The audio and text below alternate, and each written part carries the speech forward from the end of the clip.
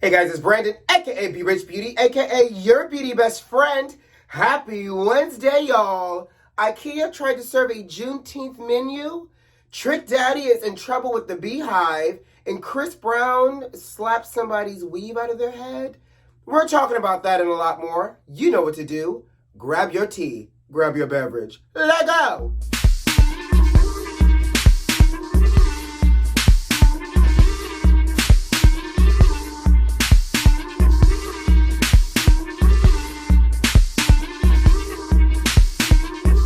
Hey beauty besties, happy Wednesday, happy hump day. Baby, we're halfway there. How's your week going? Hey, you know what? We're halfway there. We are halfway there. I don't know what this dance came from, but we're halfway there for the end of the week. I hope it's been a good week for you so far, midweek. I hope you're staying hydrated, moisturizing, SPFing, and minding your own business. But you know today is Wednesday, so we about to mind everybody's business together. Let's just jump right into it. So y'all know we talked that there was a whole chicken/wing shortage a couple months ago. Well, I guess, child, it's coming into fruition and we're starting to see the effects. By the way, I don't know if y'all see the effects. Every time I go to the grocery store, I feel like it is so hard to get chicken these days. The selection looks very limited and it's a little overly priced. But I guess the shortage is real. So much so that Wingstop owner, did y'all know Rick Ross owned Wingstop? He sure does apparently own this franchise. And so he did a commercial, cute little commercial in the driveway, looking all extra rich and stuff. And so Rick Ross has announced that because of this whole chicken wing shortage, they are now pivoting, and you gotta love a good business strategy and knowing when to pivot. But they're now pivoting to offer up thighs. So I guess you can call it Thigh Stop now. Now my only thing is, and y'all know I got questions. If there is a wing shortage, where are y'all getting these thighs from? Because the last time I checked, thighs and wings were all attached to the same chicken body. So if I can get some thighs, why can't I get the wings? And also, I don't know about y'all, but who's really ordering a 12-piece lemon pepper wet, extra sprinkles on the side, fried hard? Thighs resonates differently to me. Thighs tells me that this is a Sunday dinner or a weeknight dinner. Thighs to me comes with a side of a starch or a vegetable and a potential dessert. Thighs does not resonate a quick getaway meal. Thighs does not resonate to me, ooh, I just got done drinking at the club. Let me go ahead and get me a 12-piece thigh combo. It just does not resonate the same. And who is eating their thighs with all of these extra flavors? Nobody wants no habanero chili thigh. And don't get me wrong, again, I love a good thigh. I'm just trying to figure out how the thigh here is now going to work. Does this now mean that the portions are going to be served up differently? So instead of ordering an 8, a 12, and a 20 piece, you're only able to order a 2, 4, 6 because they're thighs? How does it work? Because again, if we're in a chicken shortage, I'm just trying to figure out how we have a surplus of thighs all of a sudden. Meanwhile, we're all stressed over this whole chicken shortage. And I'm sure our vegetarian, vegan, and pescatarian friends over there side-eye looking at us. Now, I'm going to tell y'all something. I can manage a chicken shortage. What I can't manage, God, everybody else who's controlling this food supply, is a shortage of shrimp and crab legs. That is when I know it's going down like a basement. And we got to get right. If shrimp and crab legs go into a shortage, I will be forced to become, and oysters by the way, but I'll be forced to become a whole vegan. Not that I can't do it, because y'all know when I was getting my body snatched before Memorial Day, I went on a whole vegan 3-day diet that turned into a 4-day diet, and it was raw vegan too. So I know where there's a will, there's a way, and there's a snatch waist behind it. But let's move on. Y'all see that IKEA is trending in the news and on social media? And not because they've added written instructions to accompany their pictures to assemble products and stuff, but because they tried to introduce a Juneteenth menu for their employees and customers, and it backfired. Baby, when I tell you, they sent out an email saying to honor the perseverance of Black America and the progress that still needs to be done, we're introducing a limited edition menu to honor Juneteenth. And on that menu, they decided to serve fried chicken, watermelon, macaroni and cheese, potato salad, collard greens, and candy yams. Sorry. Now, I just got one thing to say. What in the name of Samuel L. Jackson, Alex Haley, and Harriet Tubman made them think it was okay to assemble the Big Mama's Soul Food Sunday menu for Juneteenth?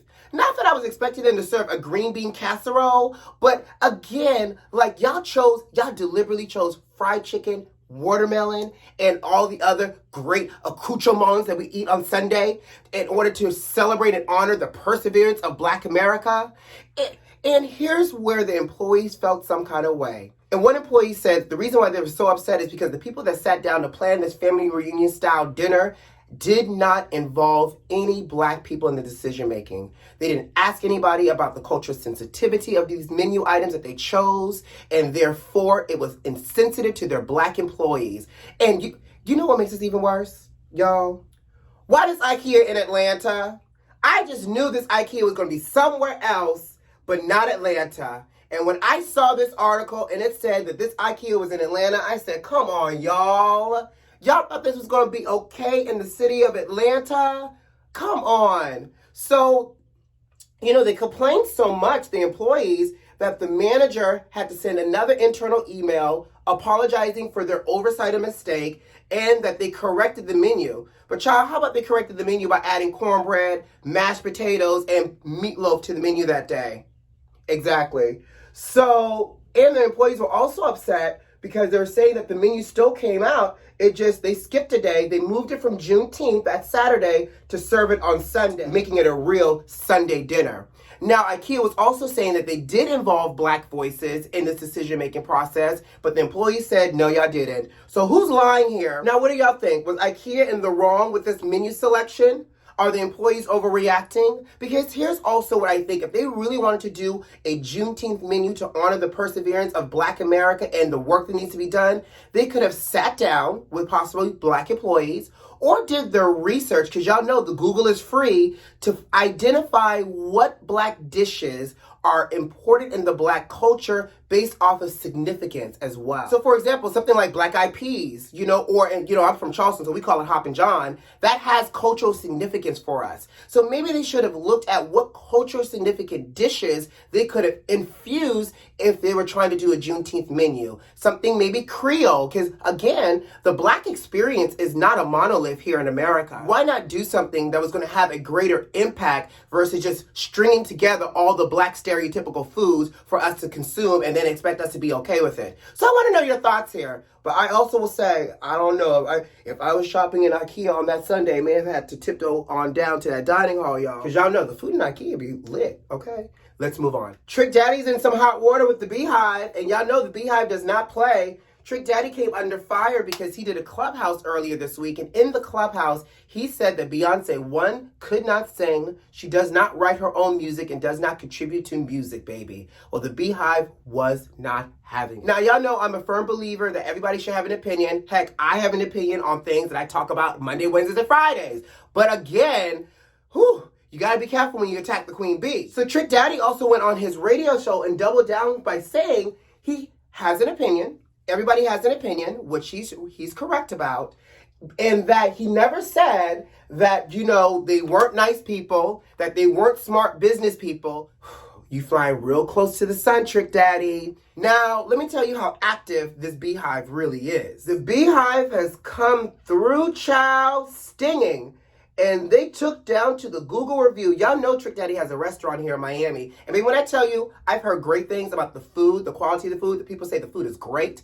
I've driven past it before, and the line is wrapped down the street and around the corner in the back alley, child. So you know the food has to be slapping. So, with that being said, kids took to the Google review, and his Google review for his restaurant has now dropped to a 2.0. Baby, the kids the Hive specifically said that the restaurant was nasty.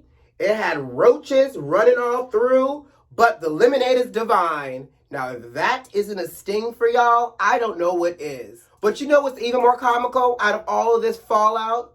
Trina recently posted on her social media basically a tribute to Beyonce. Did a whole mashup of some of Beyonce's classic performances. Y'all know Trick Daddy and Trina are kind of synonymous with each other, obviously for their musical history together, but they're also on a radio station here in Miami together. Trina said, I don't want any of this fallout, any of this shade, any of this backlash or bee stings from the hive. Let me make my statement and my stance clear. I am separating myself from Trick of the Daddy.